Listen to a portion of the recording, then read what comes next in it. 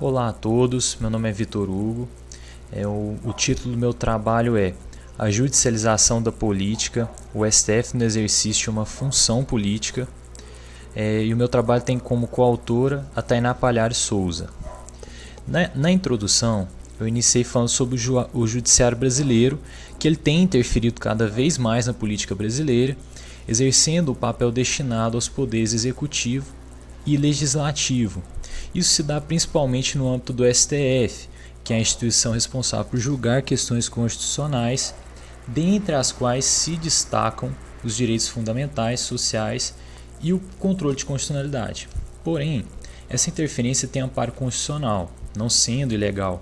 Ela ocorre através do controle de constitucionalidade que o STF exerce sobre os atos praticados pelo Legislativo e o Executivo. Esse processo iniciou-se com a redemocratização do Estado brasileiro e intensificou-se após a emenda constitucional de número 45 de 2004, que proporcionou a expansão do judiciário com o advento de muitos mecanismos de controle dos atos dos demais poderes. Alguns exemplos são as súmulas vinculantes, as ADINs, as ADCs, que são as ações diretas de inconstitucionalidade, de constitucionalidade e etc. Isso acabou gerando um receio de que o judiciário estivesse com muito poder sobre os demais poderes. O doutrinador Oscar Vilhena, ele afirma que o Brasil está vivendo um momento de supremocracia. Entretanto, existem meios de limitar isso, através do próprio controle de constitucionalidade, que no Brasil ele é híbrido. Ele tem parte do controle norte-americano, que é o difuso concreto, e parte europeu, que é o concreto abstrato. Para muitos doutrinadores, esse sistema de controle não corresponde às peculiaridades do sistema brasileiro.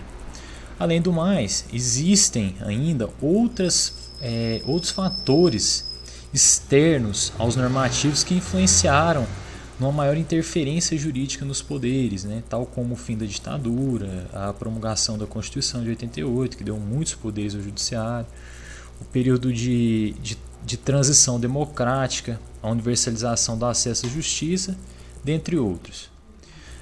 No trabalho com metodologia foi usado o método dedutivo, tendo em vista que parte da exposição do tema principal da pesquisa, qual seja a judicialização da política, o STF no exercício de uma função política, e em seguida parte-se aos seus pormenores. Quanto ao resultado da discussão, a grande questão que se levanta sobre esse tema é a atuação do STF, notadamente quando ele ocupa o papel de legislador, através das súmulas vinculantes. Por exemplo, trata-se de uma inversão de competência dos outros poderes, ou se o STF ele tem legitimidade ou não para referida matéria.